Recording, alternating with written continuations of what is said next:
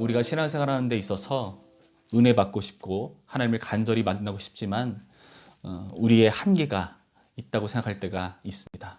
그 한계 때문에 내가 신앙생활을 더 잘하고 싶은데 하나님을 더 풍성히 누리고 싶은데 하지 못하는 경우가 있다고 여기는 우리의 걸림돌들. 그것은 무엇입니까? 시간이 부족합니까? 재정이 부족합니까? 건강이 부족합니까?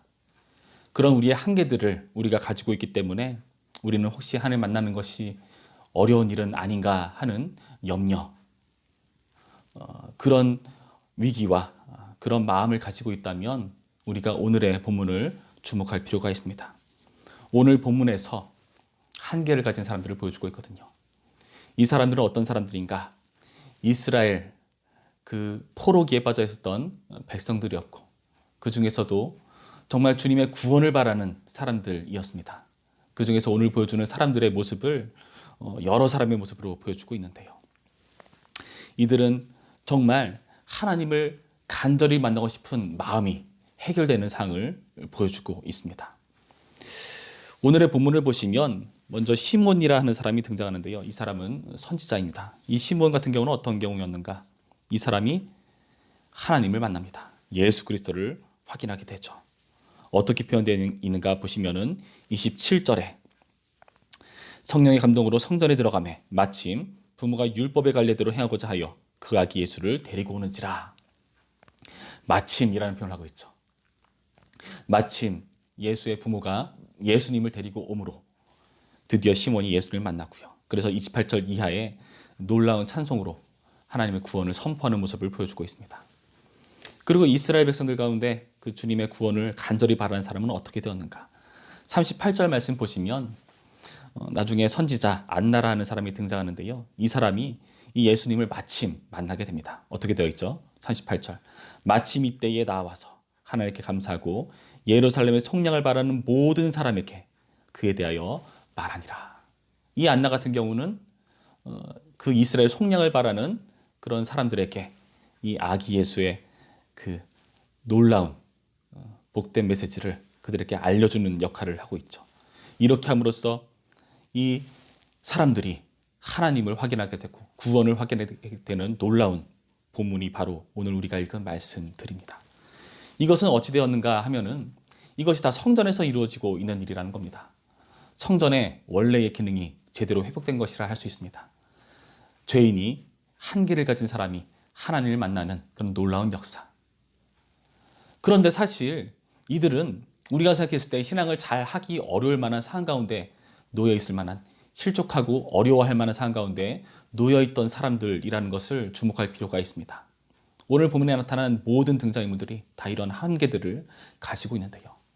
예수님의 부모는 어떤 사람들이었습니까? 그들은 가난한 사람들이었습니다. 24절 말씀 보실까요?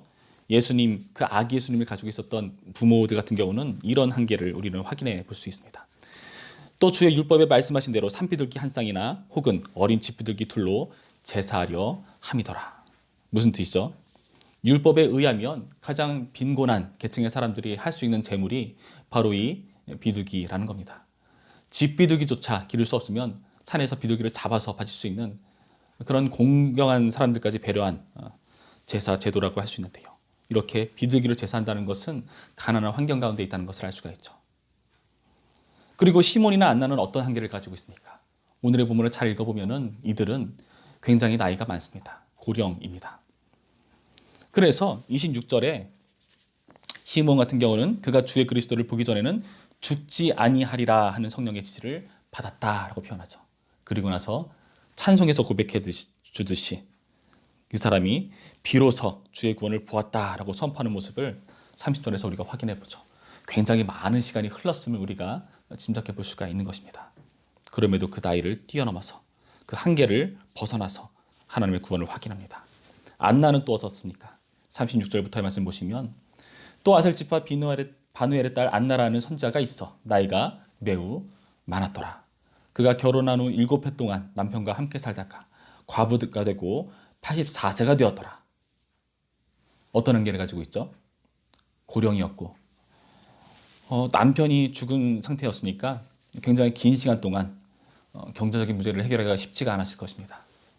그 당시 경제적인 문제를 해결하는 그런 남편을 잃은 상황이었으니까요. 그 상황으로 굉장히 긴 시간을 힘들게 지내왔을 것입니다. 여러분, 그런데 이들은 이러한 한계에도 불구하고 하나님을 확인하고 그 구원을 확인하는 복된 자리에 있다는 것을 주목해 보셔야 합니다. 이들에게 신앙의 발목을 붙잡는다 였던 것들이 무엇일까요? 혹시 가난은 아니었을까요? 고령은 아니었을까요? 우리에게 있어서 혹시 나의 신앙에 발목을 붙잡는다 여기는 그런 한계들이 있습니까? 여러분, 그런 것들 우리 하나님을 만나는데 아무런 제한이 되지 않는다라고 오늘의 본문은 우리에게 밝혀주고 있는 말씀이라는 것을 주목해 보셔야 됩니다. 예수님이 이 땅 가운데 오셨을 때에 우리가 신앙적으로 대단한 사람들이다, 우월하다 였던 사람들, 오히려 예수님을 거절하고 거부하고 알아채지 못하는 그런 한계를 보여주고 있습니다. 반면에 우리가 신앙적으로 주님께 온전히 나가지 못할 거라 여기는 그런 사람들이 예수님을 풍성히 누리는 모습을 오늘의 본문은 주목해서 보여주고 있는 것입니다. 성전은 죄인이 하나님을 만나러 가는 장소죠. 죄인이라는 한계도 불구하고 제사 제도를 통해서 하나님을 참되게 누리는 그런 장소가 아닙니까? 그런데 그 성전의 기능이 온전히 회복되는 일이 이 하나님의 은혜로 나타나고 있다는 것입니다. 여러분, 이들의 한계에도 불구하고 이들이 한 것이란 무엇이 있을까요? 한계가 있기 때문에 나는 아무것도 못해. 나는 너무 바빠. 나는 너무나 가난해. 할 수 있는 게 없어. 그래도 우리가 할 수 있는 것이 분명히 있습니다. 우리가 그것을 너무나 얕잡아 보기 때문에, 하찮게 여기기 때문에 우리가 안 하는 것일 수도 있습니다. 예수님의 부모였던 마리아와 요셉은 어떻게 했습니까? 오늘의 본문에서 이 누가는 계속해서 반복해서 표현하는 단어로 강조하고 있는 내용들이 있는데요.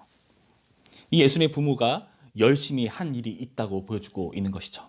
22절부터 보시면 모세의 법대로 정결 예식의 날에 참해 아기를 데리고 예루살렘에 올라가니 이는 주의 율법에 쓴 바 첫 해 처음 난 남자마다 주의 거룩한 자라 하리라 한 대로 아기를 죽게 드리고 또 주의 율법에 말씀하신 대로 산비둘기 한 쌍이나 혹은 어린 집비둘기 둘로 제사하려 함이더라. 27절 볼까요? 중간쯤 뭐라 되어 있죠? 부모가 율법의 관례대로 행하고자 하여. 그리고 39절 주의 율법에 따라 모든 일을 마치고 갈릴리로 돌아가 본 동네 나사렛에 이르니라. 예수님의 부모가 한 일이 무엇입니까? 그가 할 수 있는 하나님의 말씀을 충실히 이행했을 뿐인 것입니다. 가난하다면 그 가난한 처지에서 할 수 있는 재물을 드린 거고요. 어찌되었건 이들은 하나님의 말씀을 순종하는 일에 그들의 가난이 제한이 되지 않고 걸림돌이 되지 않는다는 것을 보여주고 있습니다. 시므온은 또 어떻죠? 25절부터 말씀을 보시면 뒷부분에 뭐라 되어 있죠? 이 사람은 의롭고 경건하여 이스라엘의 위로를 기다리는 자라. 성령이 그 위에 계시더라. 그가 주의 그리스도를 보기 전에는 죽지 아니하리라 하는 성령의 지시를 받았더니 성령의 감동으로 성전에 들어가매 마침이라고 시작하는 거죠. 성령을 쫓아 행하는 선지자의 모습. 선지자이기 때문에 당연히 성령께 민감하고 성령을 쫓는 것이 그의 당연한 역할입니다. 오늘날 우리도 당연히 성령 쫓는 것이 당연한 역할이 된 것처럼요. 그런데 이가 그렇게 행함으로써 마침 이 일이 일어나게 되었다는 것이죠. 안나는 또 어떻습니까? 안나는 30절 뒷부분 보시면 뭐라 되었습니까? 이 사람이 성전을 떠나지 아니하고 주야로 금식하며 기도함으로 섬기더니 마침 이때에 안나도 그가 할 수 있는 선 안에서 성전을 사모하며 그 성전을 사모하는 것이 금식과 기도로 하나님을 섬기는 모습으로 드러난 것임을 우리가 알 수 있습니다. 이들이 할 수 있는 선 안에서 그들의 최선의 신앙생활을 했다는 것을 여러분 주목해 보셔야 되는 것입니다. 이들의 신앙을 통해서 예수 그리스도를 확인하는 필연을 하나님께서 만드셨다는 것을 여러분 믿으셔야 됩니다. 우리가 할 수 없는 영역이 있습니다. 그것은요, 우리가 할 수 없기 때문에 여러분 거기에 너무 집중하지 마시기 바랍니다. 우리가 할 수 없는 영역은 하나님이 하시는 영역이고요. 우리는 그저 우리가 할 수 있는 영역 안에서 최선의 신앙생활을 하면 되는 것입니다. 그러면 되는 것입니다. 그것을 통해서 주님께서 이 놀라운 필연을 만드셔서 우리에게 풍성하고 부요한 예수님을 누릴 수 있도록 역사하신다는 것이죠. 신앙의 해가 된다 여겼던 나의 한계가 문제가 되지 않습니다. 우리가 할 수 있는 기본적인 신앙생활, 이것을 여러분 놓치지 마시기 바랍니다. 대면으로 할 수 없으니까 이렇게 인터넷에서 들은 게 무슨 예배냐, 나는 이런 것 예배라면 하지 않겠다, 혹여나 그런 마음이 있다면 여러분 잘못 생각하신 것입니다. 어찌 보면은 이런 상황 가운데에 코로나가 있다는 것은 참으로 감사한 주님의 배려일 수도 있습니다. 왜일까요? 만날 수 없지만 이런 인터넷이 발달했기 때문에 이렇게라도 우리가 할 수 있는 최선의 선에서 신앙생활을 유지할 수가 있는 기회가 있지 않습니까? 기본적인 신앙생활을 얕잡지 마시기 바랍니다. 내가 목장 모임을 제대로 하고 싶은데 아무것도 없어서 만날 수가 없어요. 도대체 뭘 할 수가 있겠습니까? 할 수 있는 것이 있습니다. 우리가 얕잡고 그냥 지나치는 것일 뿐이죠. 우리는 이런 우리가 할 수 있는 선에서 신앙생활을 우리가 포기하지 않음으로써 하나님의 구원을 확인하고 찬양을 일으키는 도구 삼을 수 있습니다. 그리고 우리가 신앙의 한계를 어겼던 것들, 하나님께서도 우리에게 몸소 그 한계를 체험하셨다는 것을 기억하시기 바랍니다. 예수님께서 이 땅 가운데 찾아오신 것은 하나님께서 스스로 자기 자신을 한계에 두시기로 다짐하신 것이죠. 그 놀라운 역사가 우리의 구원을 이루어내지 않았습니까? 여러분, 그래서 우리는 우리가 할 수 있는 것을 기쁨과 기대와 감사함으로 할 수가 있는 것입니다. 오늘도 이 말씀을 잘 기억하셔서 우리가 할 수 있는 선 안에서, 여러분이 할 수 있는 선 안에서 작은 것부터 시작해 보시기 바랍니다. 그 작은 것, 별것 아닌 것이라 우리는 생각할 수 있지만 그 작은 것이 하나님의 놀라운 역사를 이루어내는, 신앙의 필연을 만들어내는 하나님의 소중한 한 조각 한 조각의 퍼즐 조각으로 작용할 것입니다. 하나님 나라라는 멋진 퍼즐 조각을 함께 완성해 나가는 저와 여러분이 있기를 주님의 이름으로 축원드립니다. 기도하겠습니다. 참 좋으신 하나님 감사드립니다. 오늘의 말씀을 통해서 많은 한계에도 불구하고 예수님을 누릴 수 있었던, 구원을 확인할 수 있었던, 주님의 위로를 들을 수 있었던 이 복된 자리에 하나님께서 이들을 두신 놀라운 사건을 확인합니다.